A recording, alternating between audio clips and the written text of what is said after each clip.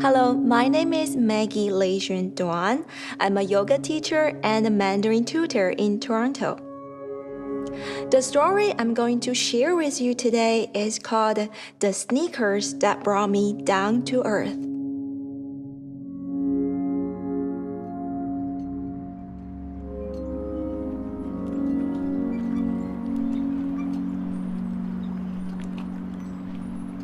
I was walking by the lakeshore, a nice calm day.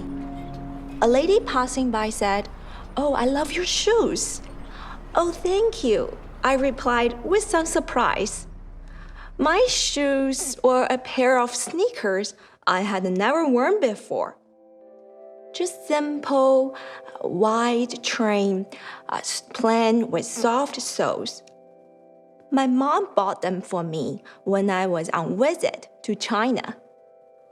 But they were unfashionable and not a designer brand, so I told her I didn't want them.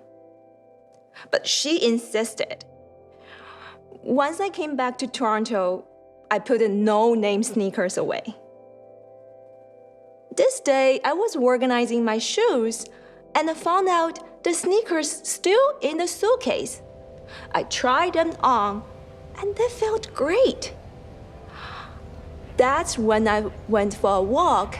The woman's compliment made me think of my mom.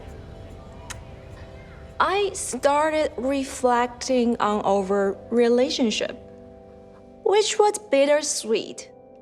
We used to hang out and have a lovely time together.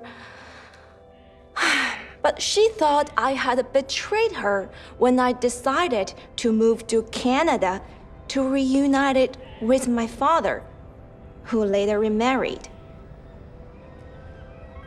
Unfortunately, in Canada, the relationship with my father broke down.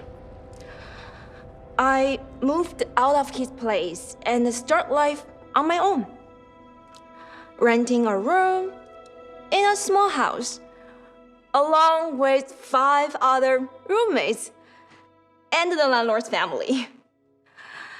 In my attic room, through a small window, I could see the beautiful blue sky that always gives me hope after a long day between work and school.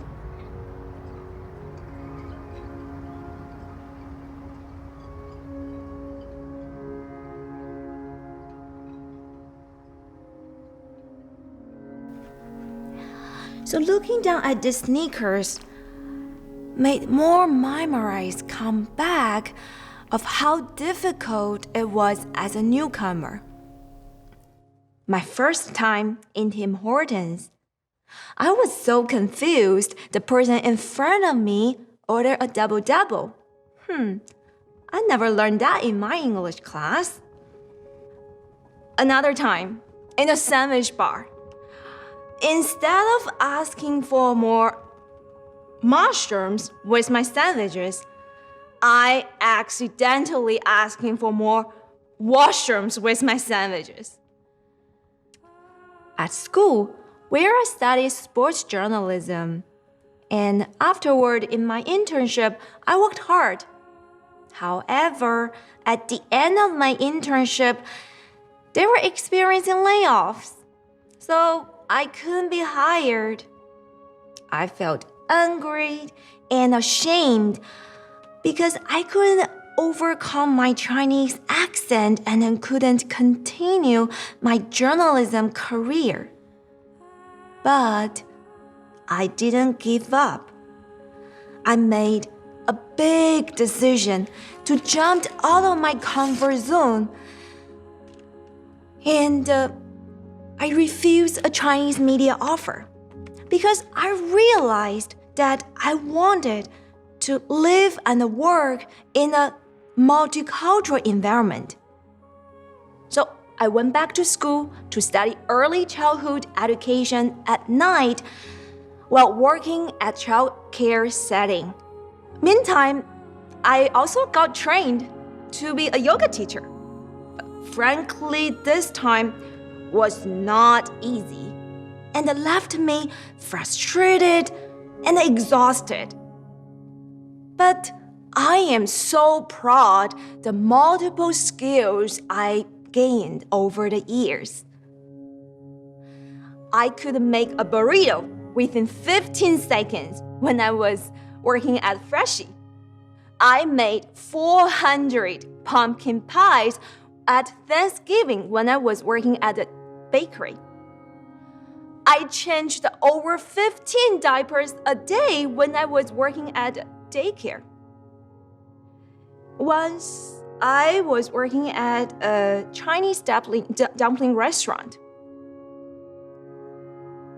The owners took advantage of me because I didn't know how much I should get paid legally.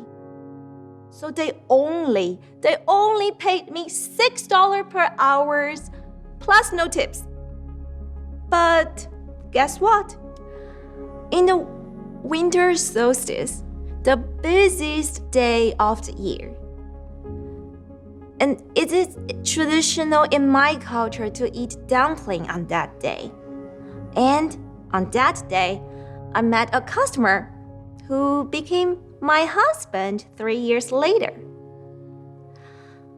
In 2017, when I found out my mom could come to my wedding at Niagara-on-the-Lake, I cried tears of joy. I now realized these ups and downs I experienced are the reasons I became the person I am today. A transformation was taking place in my mind had made me much more down to earth.